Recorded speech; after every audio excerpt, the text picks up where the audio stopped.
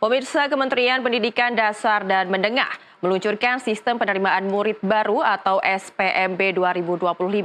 Tentunya ini berbeda dari sistem penerimaan murid baru sebelumnya yang menggunakan zonasi berdasarkan kartu keluarga. Kemendikdasmen menyebut SPMB 2025 ini adalah penyempurnaan dari sistem penerimaan peserta didik baru yaitu PPDB, yakni sistem zonasi yang telah diterapkan sebelumnya. Dan untuk membahas seperti apakah sistem penerimaan murid baru yang mulai diberlakukan untuk tahun ajaran 2025, bersama kami sudah hadir Wakil Ketua Komisi 10 DPR RI, lalu Hadrian Irvani, kemudian Ketua Umum PGRI, Unifah Roshidi, dan juga ada dari Ombudsman yaitu Bapak Indra Zamarzuki Rais. Baik, selamat malam Bapak Ibu. Selamat malam. Assalamualaikum semuanya. Waalaikumsalam warahmatullahi wabarakatuh. Baik, Ibu Bapak, ini kan terakhir ada rapat dengan Pak Menteri terkait dengan sistem untuk penerimaan siswa baru. Saya mau ke Pak Lalu terlebih dahulu. Apakah benar Pak akan ada perubahan untuk sistem penerimaan siswa ataupun murid baru? Baik, terima kasih. Jadi memang minggu yang lalu kami raker dengan Mendikdasmen. Di dalam raker itu salah satu yang dibahas adalah tentang PPDB.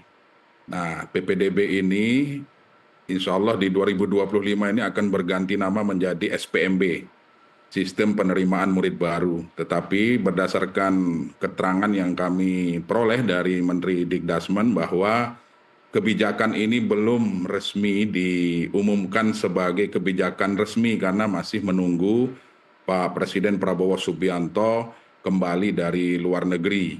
Nah, di dalam SPMB ini pada prinsipnya ada beberapa yang berubah. Nah, SPMB ini muncul dari kajian-kajian yang dilakukan oleh Mendikdasmen beserta seluruh jajaran Kementerian Pendidikan Dasar Menengah. Kemudian pada saat kami raker juga seluruh anggota komisi memberikan masukan berdasarkan persoalan-persoalan yang terjadi. Nah, dari persoalan-persoalan yang terjadi inilah maka Mendikdasmen membuat kebijakan yang namanya merancang kebijakan yang namanya SPMB ini.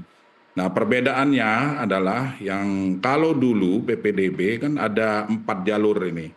Jadi pertama adalah prestasi, kemudian yang kedua afirmasi, ketiga mutasi atau perpindahan orang tua, yang keempat zonasi.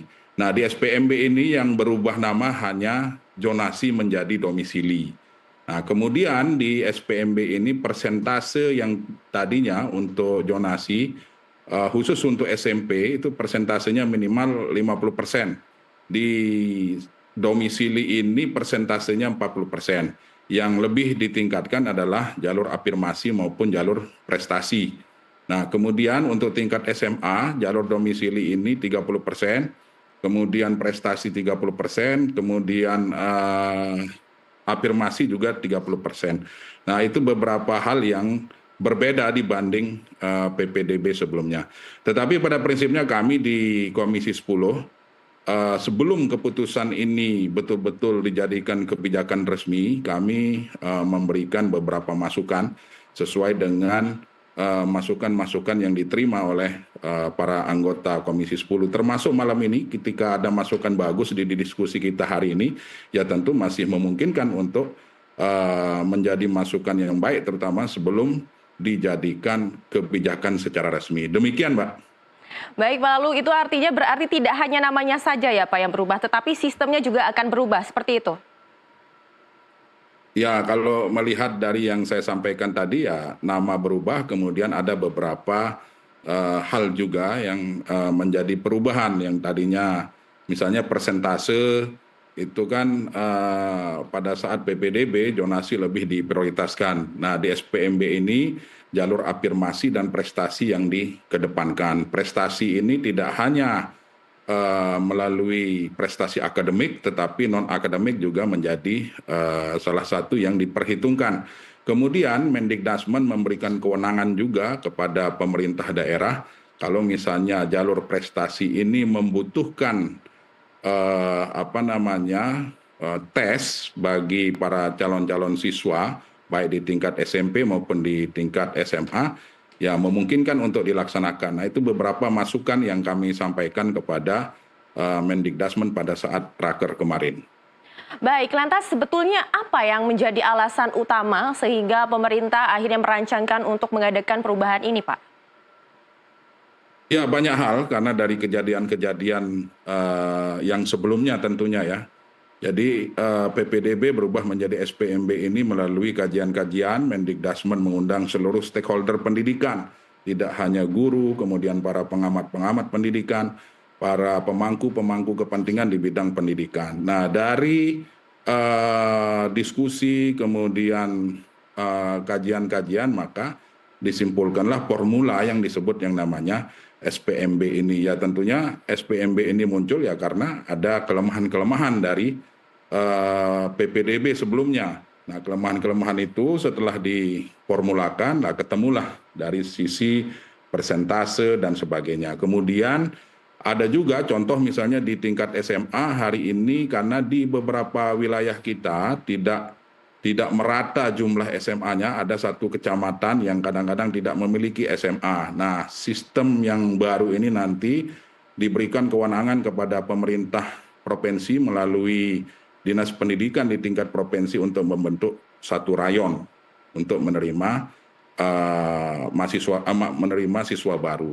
Nah, dimungkinkan juga melalui sistem SPMB ini jika sekolah-sekolah negeri kita sudah kuotanya penuh, maka sekolah swasta dalam hal ini juga akan diikut sertakan. Pemerintah daerah akan membantu beserta pemerintah pusat tentunya akan membantu sekolah swasta untuk melaksanakan pendidikan ini. Pada prinsipnya yang kami inginkan dari Komisi 10 adalah pemerataan mutu dan kualitas pendidikan. Itu yang menjadi dasar dalam menentukan kebijakan sistem penerimaan siswa baru yang dinamakan SPMB ini. Demikian, Mbak. Baik, ini menarik sekali, Pak. Tadi Bapak menuturkan bahwa nantinya pemerintah juga akan berkolaborasi dengan sekolah-sekolah swasta yang akan disubsidi oleh pemerintah. Nanti artinya seperti apa, Pak? Apakah nantinya jika ada siswa yang tidak bisa masuk di salah satu sekolah, tidak sesuai dengan sistemnya, kemudian akan dialihkan ke sekolah swasta atau seperti apa? Dan satu lagi saya ingin bertanya, terkait tadi Bapak juga menyebutkan ada permasalahan-permasalahan hasil evaluasi dari sistem sebelumnya sehingga pemerintah akhirnya merubah sistem ini. Bisa dijabarkan, Pak, apa saja hasil temuan-temuan itu? Ya, jadi banyak hal yang menjadi temuan-temuan yang menjadi persoalan kita selama ini dan kita sudah banyak mengetahui melalui media ya terkait dengan boleh dibilang kecurangan-kecurangan yang terjadilah di PPDB kemarin. Contoh misalnya yang paling mencolok itu adalah pemalsuan dokumen kependudukan. Nah, ini di beberapa tempat terjadi. Kemudian di satu sekolah itu melebihi kuota, melebihi jumlah rombel yang memang seharusnya dipersiapkan. Nah, ini juga terjadi. Nah, kemudian yang namanya zonasi ini di satu daerah dengan daerah lain kadang-kadang berbeda. Contoh di Jakarta zonasi ini sangat sangat menguntungkan sekali dan berjalan lancar. Nah, kemudian di daerah lain juga mereka menganggap zonasi ini sangat sangat melelahkan dan tidak baik untuk pelaksanaan penerimaan peserta didik baru pada saat itu. Nah, banyak hal yang menjadi kelemahan-kelemahan itu di tracing satu persatu sehingga diambil kesimpulan untuk sementara ini formula yang disiapkan oleh Mendikbudrismen kemudian berdasarkan hasil diskusi juga dengan Komisi 10 ya seperti yang saya sampaikan tadi, seperti itu. Baik, kita beralih ke Pak Indra. Pak Indra, ini kan tadi kita sempat berbincang terkait dengan adanya kecurangan-kecurangan nih Pak, untuk sistem dari yang sebelumnya. Untuk dari Bapak sendiri Pak, apakah ada data untuk kecurangan sendiri tiap tahunnya sudah terjadi berapa banyak Pak? Apalagi ada data yang pemalsuan data, kemudian juga banyak sekali yang pemasukan titik koordinat, seperti itu Pak. Ya, jadi kalau terkait dengan pengawasan PPDB, ini sudah dilakukan Ombudsman sejak tahun 2017 dan setiap tahun kami memberikan masukan kepada seluruh stakeholder terkait dengan apa yang terjadi dan kelemahan sistem dan juga pelaksanaannya. Nah, disinilah Sebetulnya mungkin sayangnya waktu itu Pak Lalu nggak datang Pak ya. Bulan November kami mengundang Komisi 10, Oh, yang datang Ibu Ketua. Kami memberikan buku putih pengawasan terkait. Jadi memang sebenarnya kami memperhatikan pada 3 tahap. Ya dulu pada persiapan, pelaksanaan dan pasca. Tadi sudah disebutkan oleh Pak Lalu terkait dengan persiapan. Ini dia. Saya mengapresiasi apa yang diinisiasi oleh pemerintah sekarang untuk merubah sistemnya. Namun yang kami ingatkan kembali adalah ini harus berdasarkan pemetaan sebaran murid. Ini yang belum dilakukan. Banyak daerah tidak melakukan pemetaan. Jadi jangan kita hanya mematok 40, 30, ini tergantung kondisi daerah. Ini yang perlu ada kerja awal persiapan di mana dinas memetakan sebaran jumlah murid, jumlah sekolah yang ada, lalu kondisi anak apakah yang perlu afirmasi berapa. Nah ini yang memang mungkin tidak dilakukan banyak daerah sehingga terjadilah penumpukan misalnya ketika orang atau berebut ya, sehingga adalah kecurangan yang tadi disebutkan, pemalsuan KK gitu kan, lalu jalur prestasi dengan sertifikat abal-abal dan segala macam. Itu yang pertama. Yang kedua, ketika pelaksanaan itu sebetulnya harus sudah bukan hanya mengandalkan panitia, tapi juga ada inspektorat atau aparat penegak hukum. Ketika ada terjadi kesalahan, ada masalah, itu harus turun langsung. Jangan sudah lewat masanya, baru selesai. Anak-anak itu sudah ketinggalan. Yang terakhir adalah pasca. Pasca betul kata Pak Lalu gitu kan, bahwa ada penambahan rombel.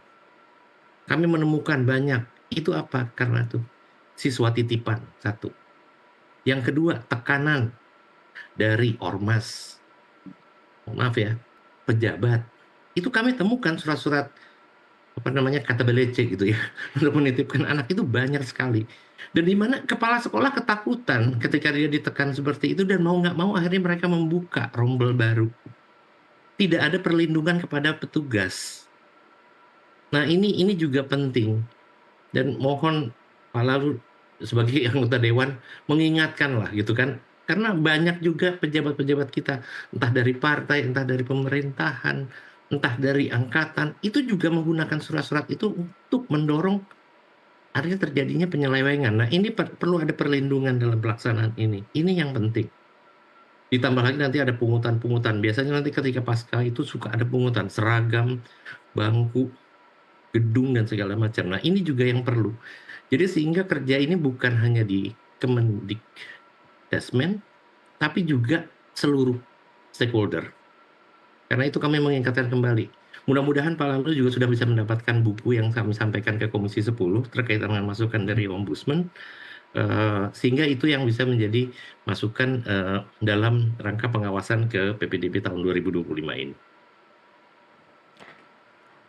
Baik, kita ke Ibu Yunipa. Ibu, ini kan dengan perubahan sistem zonasi menjadi domisili, apakah menurut Ibu ini akan efektif untuk menghindari kecurangan-kecurangan seperti adanya suap, kemudian pemalsuan dokumen, dan lain-lain, Ibu?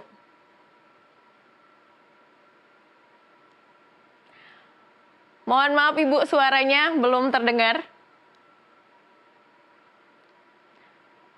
Masih di-mute, Ibu. Pertama, terima kasih. Oke. Pertama, terima kasih kita dipertemukan 3 komponen yang berbeda dan ini saling mendukung saya kira. Pertama, terima kasih pemerintah tentunya punya niat baik. Tapi apa yang disampaikan oleh Pak Marzuki dari Ombudsman itu juga bisa menjadi masukan Pak Lalung ya Pak. Itu yang karena kami tangkap. Jadi persoalan ini sebenarnya niat baik ini harus kita sambut, tetapi belum menyelesaikan persoalan seperti yang dikatakan oleh Pak Marzuki. Jadi saya mempunyai data Pak, saya ngomong langsung data aja ya, data aja. Jadi pada setiap angkatan anak-anak SD itu jumlahnya sekitar 20.244, yang di swasta itu 3 juta. Tapi begitu di SMP hanya tinggal 30%-nya, 7 juta sekian.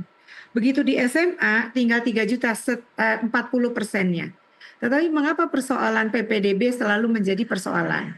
karena ada dua hal penting yang belum dibenahi. Saya ingin melengkapi apa yang dikatakan Pak Marzuki ini untuk saling melengkapi ya Pak Lalu ya. Bahwa kita itu tidak memiliki perencanaan yang matang.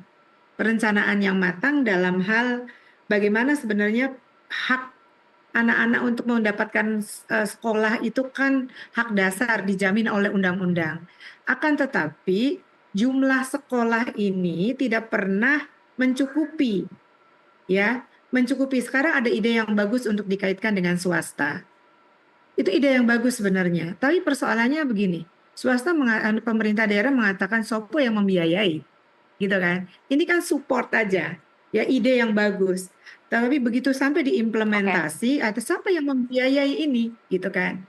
Siapa yang membiayai karena kami sudah terbebani dengan segala macam apa-apa dikedaerahkan. Itu juga soal yang harus diselesaikan. Yang kedua, itu tentang standar yang tidak merata.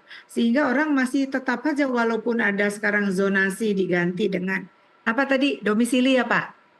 Domisili. Ya betul Ibu. Tetap aja orang akan berpikir mana nih yang favorit itu yang dikejar. Ya kan?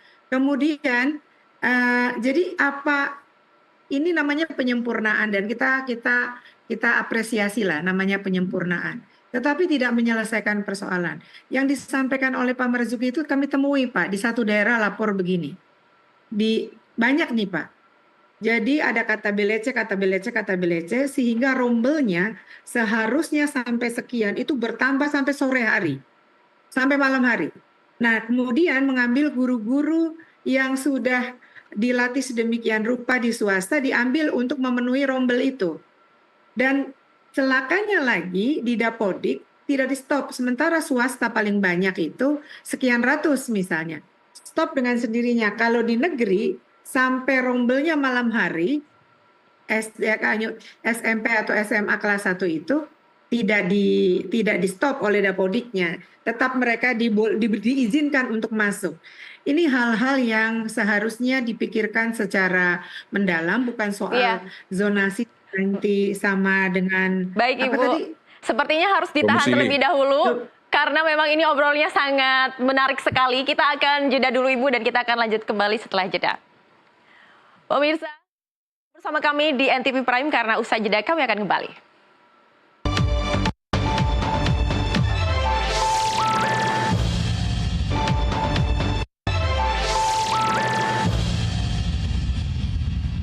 Anda masih bersama kami dalam NTV Prime Dialog. Pemirsa, kita lanjutkan dialognya.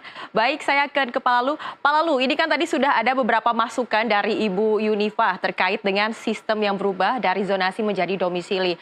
Pak, untuk sistem perubahan ini apakah sudah disosialisasikan ke sekolah-sekolah, Pak?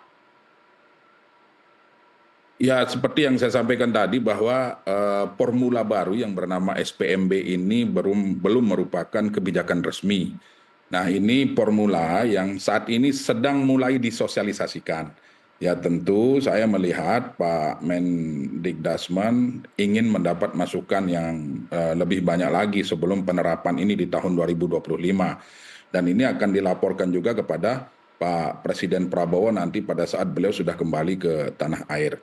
Nah, kami di Komisi 10 karena memang masih banyak masukan yang perlu kita dengar, termasuk dari Bu Prof. Yunifah tadi, kemudian Pak Indra Marzuki, itu penting sekali menurut saya. Karena memang masukan-masukan inilah yang menjadi dasar kami memberikan pertimbangan kepada Menteri untuk melaksanakan kebijakan ini. Terkait dengan persentase dan sebagainya, itulah yang banyak dipertanyakan oleh teman-teman anggota pada saat kami raker. Nah, Pak Menteri menjamin persentase yang muncul hari ini berdasarkan hasil dari kajian-kajian. Nah, kami saat ini Komisi 10 ingin menerima kajian tersebut sehingga muncul angka 30%, muncul angka 40% dan sebagainya. Tetapi yang ingin saya sampaikan juga bahwa karena PPDB ini kemarin banyak menimbulkan persoalan dan masalah, maka kami di Komisi 10 dalam waktu dekat akan membentuk panja SPMB dalam rangka mengakomodir semua masukan-masukan masyarakat, mengakomodir semua daerah-daerah di seluruh Indonesia ini untuk agar pelaksanaan SPMB ini bisa berjalan dengan baik. Kalaupun misalnya tidak bisa secara utuh memperbaiki PPDB yang sudah berlangsung kemarin, yang minimal mengurangi masalah-masalah yang terjadi di lapangan. Demikian, Mbak. Baik Pak, pada sistem domisili ini kan tidak menggunakan kakak ya Pak ya? Maksudnya siswa yang mendaftar sekolah ini tidak beracuan lagi kepada kartu keluarga. Nah, bisa dijelaskan mungkin Pak seperti apa sebetulnya? Ya memang ini menjadi perdebatan kemarin, karena kami juga mengusulkan walaupun berganti nama menjadi domisili, ya tetap KK menjadi acuan. Nah sementara rancangan dari Mendikdasmen hari ini adalah menggunakan jarak rumah ke sekolah. Nah jadi tidak menggunakan KK. Tetapi sekali lagi ini belum diputuskan secara resmi. Kami tetap mendorong agar belajar dari kesalahan yang sudah-sudah. Tidak hanya mengambil kesimpulan dari beberapa pihak. Pemetaan tadi seperti yang disampaikan oleh Pak Marzuki tadi betul sekali, saya sangat setuju itu, dan itu merupakan pertanyaan yang saya sampaikan sebenarnya. Jadi peta jumlah sebaran siswa kita yang SD, SMP, SMA di beberapa daerah ini kan berbeda-beda. Tidak bisa disamakan antara Jakarta dengan Maluku misalnya. Antara Surabaya dengan Papua ini kan berbeda-beda.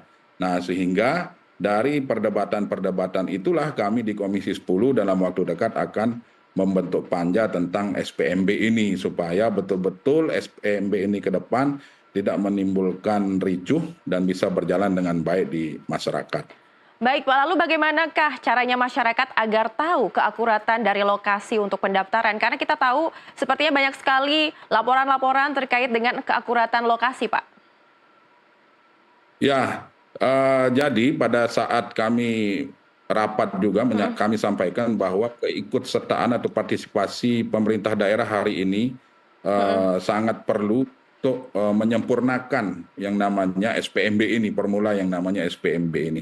Nah, saya dan teman-teman di anggota di Komisi 10 itu menyampaikan kepada Menteri Dikdasmen agar segera memanggil pemerintah daerah, mengundang pemerintah daerah, dalam hal ini Dinas Pendidikan Provinsi, untuk betul-betul mensosialisasikan awal dulu. Jadi sosialisasi awal terkait dengan perubahan dari PPDB menjadi SPMB, kemudian apa-apa saja yang berubah, persentase, kemudian dan hal-hal lain yang kiranya dalam pertemuan tersebut juga pihak pemerintah dalam hal ini Mendikdasmen mendapat masukan dari masing-masing daerah. Karena yang seperti yang saya sampaikan tadi bahwa masing-masing daerah ini kan tentu memiliki problem atau persoalan yang berbeda-beda.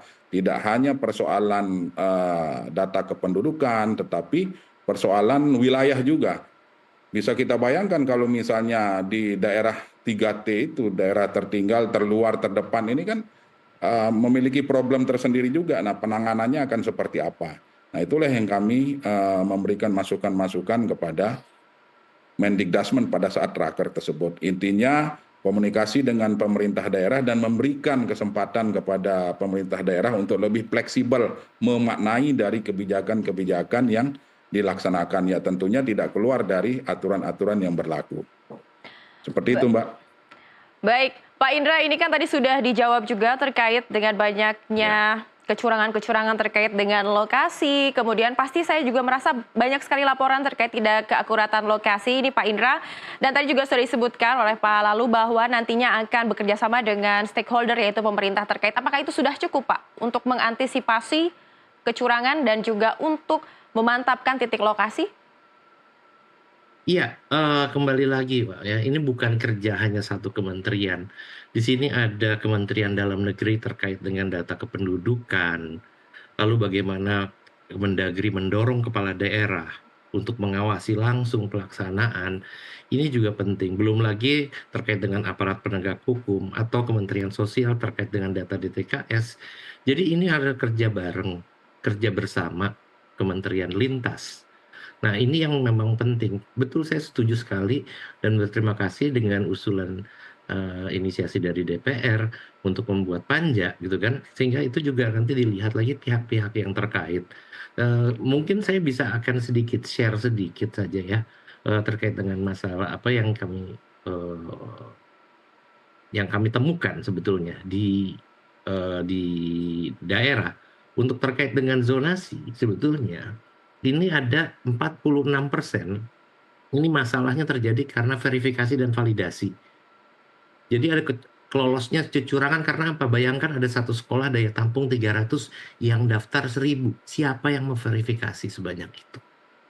Jadi di situ kami temukan kartu keluarga palsu, lalu juga ada nitip ke kakak pengurus sekolah. Bayangkan kami pernah menemukan satu provinsi, di satu sekolah, di satu kakak ada 12 anak.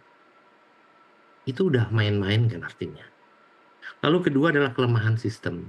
Jadi ada juga masifnya manipulasi titik koordinat. Ini juga yang jadi kendala. Dan terakhir adalah tadi yang disebutkan oleh Pak Lalu bahwa ketidakmerataan sosial dan geografis.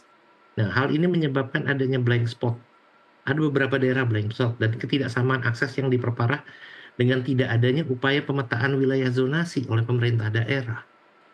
Karena itu, kami mendorong adanya penguatan sistem dengan otomasi penitikan koordinat, jadi diperlukan aplikasi yang memang cukup akurat, lalu pemantauan intens terhadap pemetaan wilayah, dan memberikan peraturan dan pengaturan bagi calon peserta didik di wilayah-wilayah blank spot, misalnya tadi yang di daerah 3T. Karena itu kami juga mendorong sekali bahwa ini kerjasama, kerja bareng gitu kan. Jadi kami minta jangan sendiri-sendiri. Nah ini ya, ego kementerian, ego sektoral ini juga perlu diperhatikan gitu. Karena itu kami juga berharap bahwa kami sebagai ombudsman juga sebenarnya adalah mitra pengawas sama seperti DPR. Kami mitra DPR, kami juga akan siap membantu memberikan support baik pengawasan langsung ketika pelaksanaan ataupun juga nanti hasil evaluasi pengawasan tersebut. Baik, saat ini kan proses untuk pendaftaran siswa ataupun murid baru sudah dimulai, Pak. Dan lantas, saya mau beralih ke Ibu Yunifah terlebih dahulu. Lantas menurut Ibu Yunifah, apakah ini bisa menjadi solusi? Karena kan kita sudah lihat bahwa ini waktu pendaftaran sudah mulai dan waktunya sangat singkat, Bu. Apakah dengan perubahan sistem ini akan bisa diimplementasikan dengan optimal? Kalau optimal rasanya patut ditanyakan kepada Pak Lalu nih. Rasanya enggak ya, dan gini, kita itu segala sesuatunya dipotret dari Jakarta. Kita tadi bapak-bapak tadi sudah menyatakan bahwa setiap daerah punya persoalan yang berbeda-beda. Dan jangan lupa bahwa persoalan zonasi itu dan lain sebagainya, PPDB, SPMB itu nanti masih orang sistem penerimaan mahasiswa baru nih, yang namanya juga kan dulu SPMB ya kan sih Pak. Jadi rasanya kalau disebut optimal ya saya nggak yakin bahwa itu optimal. Jadi sebenarnya yang namanya pemerintah pusat itu membentuk standar norma gitu kan ya, jadi yang melaksanakan daerah. Jadi beri aja kesempatan rambu-rambu yang besar gitu, dan berikan kesempatan kepada daerah untuk melaksanakan penerimaan siswa baru. Karena kalau tadi bicara soal zona titik koordinat tadi, zaman dulu tuh nggak pernah ada perencanaan pendidikan, perencanaan sekolah yang berdasarkan sebaran penduduk, nggak ada. Ada satu daerah yang sekolahnya banyak, di situ kumpul jadi satu, ada tempat daerah yang nggak ada sekolahnya gitu. Dan itu mempersulit kalau untuk berbicara soal zonasi maupun sekarang namanya Pak SPMB ya Pak ya, SPMB. Jadi ini kan namanya usaha untuk memperbaiki, menyempurnakan. Tapi masalah mendasarnya penataan, perencanaan persekolahan belum dilakukan. Itu sebenarnya PR besarnya. Perencanaan persekolahan sehingga kita bisa punya peta nih. Kenapa ya ada anak SD-nya kok SMP-nya cuma 60%, tapi kok kurang gitu. Anak-anak masih berebut gitu. Kemudian kenapa juga dari SMP ke SMA cuma 40%, tapi kurang gitu. Kemudian bagaimana dengan kita rencana mau bahwa pendidikan itu hak milik semua. Jadi kita harus melihat persoalan yang mendasar yang harus diselesaikan. Bukan sekedar zonasi diganti nanti apa tuh Pak namanya Pak izin lalu belum hafal. Domisili Bu. Domisili. Prof ya. Pak Marzuki tadi senyum-senyum kok nanti dilihat verifikasi di RT RW lebih nggak akurat lagi. Yang paling akurat tuh kartu keluarga. Jadi kalau terjadi penyimpangan itu penyimpangannya udah langsung bisa berarti di RT RW atau di mananya atau di mananya kita nggak tahu, itu bisa diusut. Tapi kalau jarak, saya kebetulan punya ponakan, ya ada kartu keluarga, ada jarak, dihitung koordinatnya. 0,900 meter, bisa sekolah di sini. Kita bisa terima ya. Nah, ini Baik. anaknya ketua PGRI gitu. Apalagi kalau yang lain gitu. Iya, Kita ngebayang betul sekali karena Ibu. memang Baik, ini sangat menarik sekali terkait dengan perencanaan ya Bu ya. Dan tapi tahan, lagi-lagi saya minta untuk tahan karena kita akan break dulu. Kita akan lanjutkan pemirsa dialog ini dengan membahas terkait perencanaan dari sistem domisili yang baru. Tetaplah bersama kami di NTV Prime Dialog.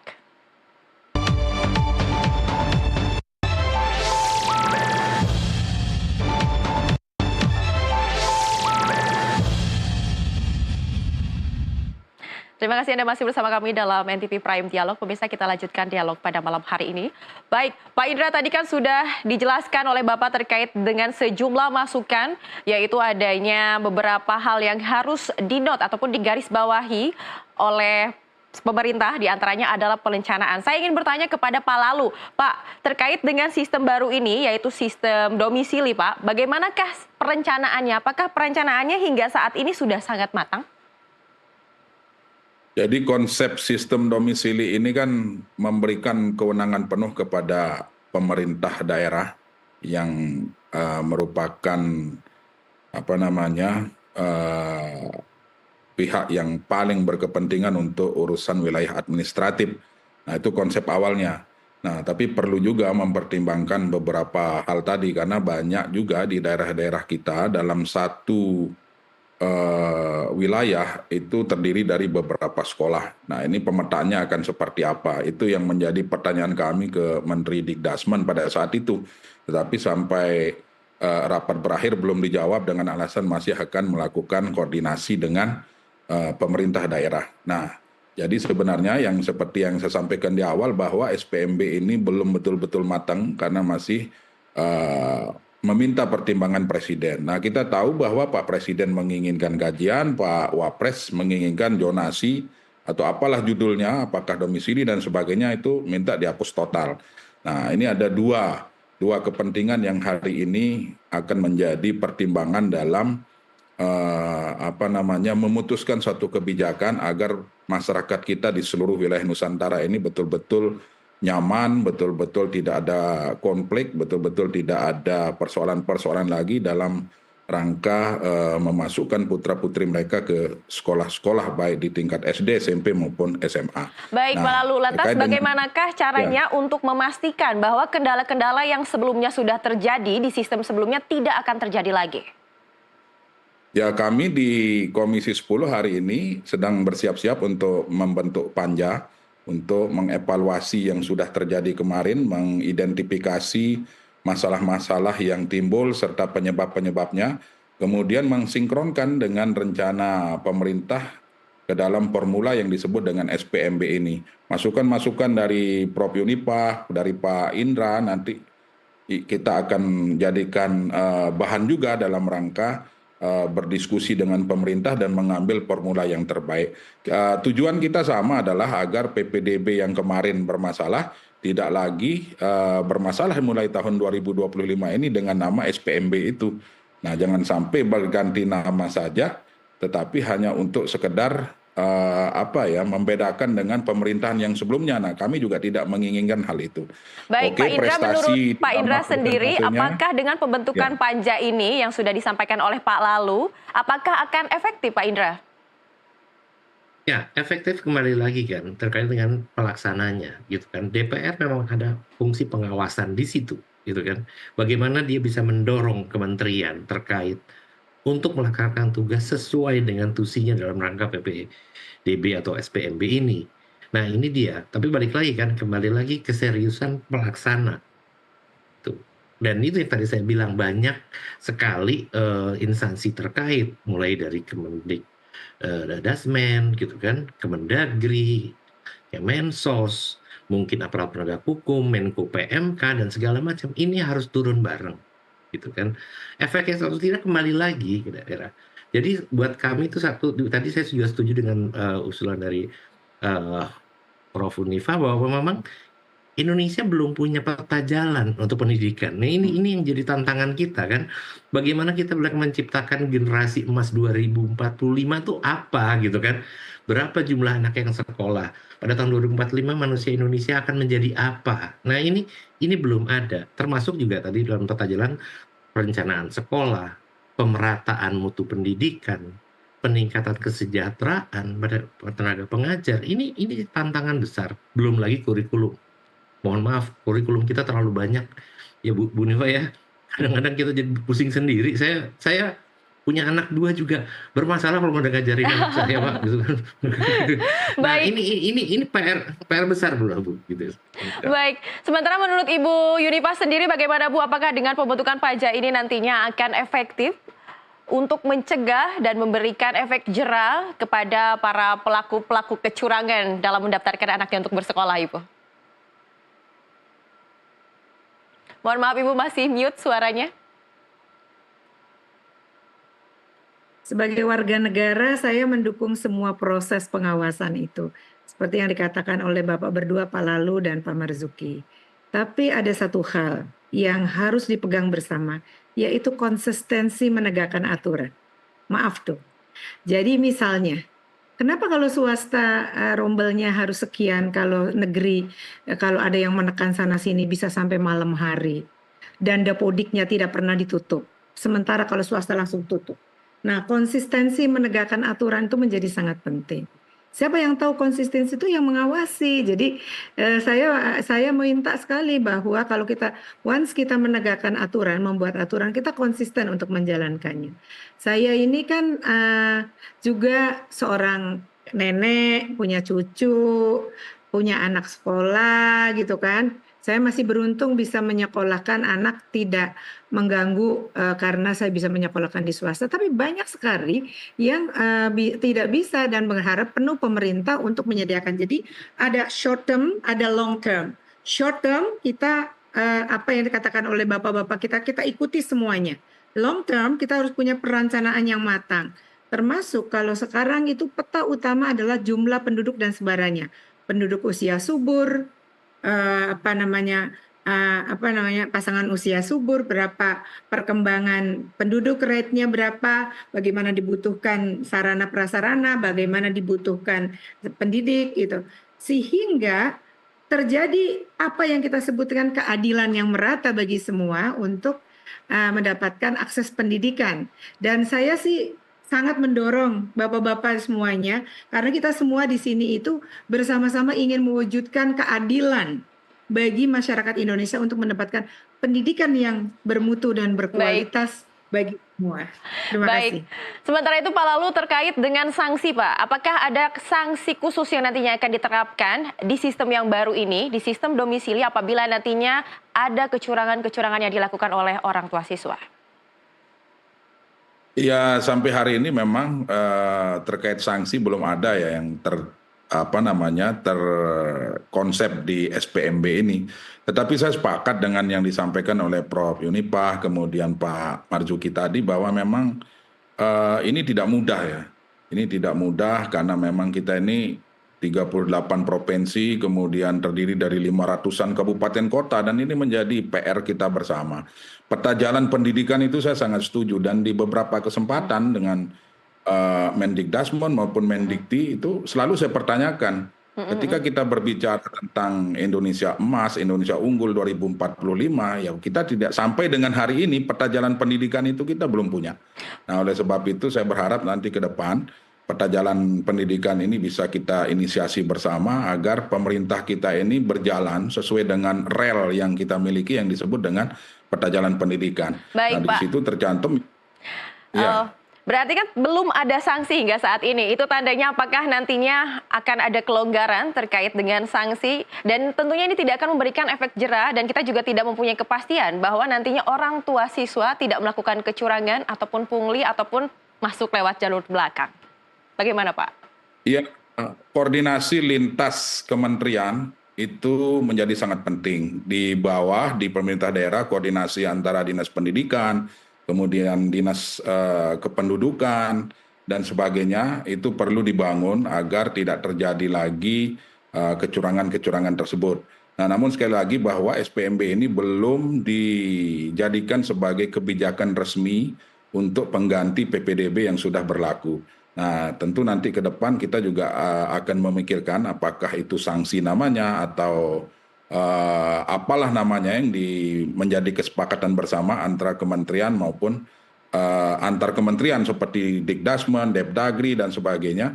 Nah, tentu nanti kita akan ambil jalan terbaik agar pelaksanaan SPMB ini betul-betul berjalan sesuai dengan harapan kita semua, seperti itu. Baik, lantas apa yang menjadi keunggulan dari sistem SPMB ini Pak, jikalau begitu, dengan sistem yang sebelumnya? Ya, kalau kita lihat dari format ini kan formatnya hanya peningkatan persentase di luar domisili maupun zonasi sebenarnya. Jadi konsepnya zonasi dan domisili ini sebenarnya sama saja gitu. Nah, cuman persentasenya dikurangi, kemudian menambah persentase di afirmasi dan prestasi. Kemudian yang kedua, pemerintah hari ini berupaya untuk melibatkan pihak swasta, melibatkan sekolah-sekolah swasta untuk ikut melaksanakan PPDB atau SPMB bersama ini. Contoh seperti di DKI ini sudah mampu melibatkan sekolah swasta, kemudian memberikan biaya yang gratis kepada siswa-siswi kita, baik di swasta maupun dan menyamakan dengan negeri hari ini DKI. Tetapi kalau kita bicara daerah lain belum tentu juga bisa, karena keuangan atau anggaran di masing-masing provinsi atau kabupaten kota itu kan tidak sama. Kemampuan daerah juga tidak sama. Nah, kemudian di satu sisi pemerintah dengan tegas menyatakan dalam hal ini Mendikdasmen bahwa pelaksanaan SPMB ini nanti betul-betul memberikan keleluasaan kepada pemerintah daerah, baik untuk pemetaan, kemudian jumlah satuan pendidikan yang terlibat di situ, jumlah sekolah swasta yang dilibatkan, kemudian anggaran. Nah, pertanyaannya adalah apakah, contoh misalnya swasta tadi, kita melibatkan sekolah-sekolah swasta, di format SPMB ini tertulis bahwa pemerintah daerah diwajibkan untuk membantu sekolah swasta kita. Nah, pertanyaannya adalah apakah mampu pemerintah daerah dengan anggaran yang mereka miliki untuk membantu sekolah-sekolah swasta kita agar bebas SPP seperti yang dilakukan oleh sekolah-sekolah negeri. Nah, ini masih menjadi pertanyaan dan perdebatan sampai dengan hari ini, Mbak. Iya, baik. Kami tentu ini sangat menarik sekali Pak Lalu bahwa ternyata memang perbedaan dari sistem sebelumnya dan saat ini yang akan diresmikan terkait dengan adanya dukungan pemerintahan terhadap sekolah swasta. Dan tentu pemirsa, kita akan lanjutkan dialog ini usai jeda dengan membahas terkait implementasinya seperti apa. Tetaplah bersama kami dalam NTV Prime Dialog.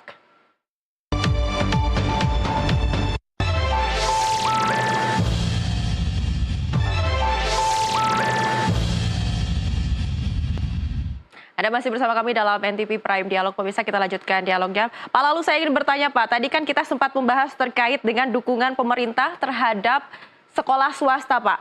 Pertanyaannya adalah apakah nanti murid yang tidak diterima di sekolah negeri akan dialihkan ke swasta Pak? Dan lalu bagaimana biayanya? Apakah nanti pembiayaannya akan ditanggung sepenuhnya oleh pemerintah? Ya, inilah yang menjadi problem yang saya sampaikan tadi, Mbak. Di konsep SPMB ini, pelibatan sekolah swasta oleh pemerintah daerah, konsekuensinya adalah pemerintah daerah menyiapkan anggaran untuk operasional dari sekolah swasta ini.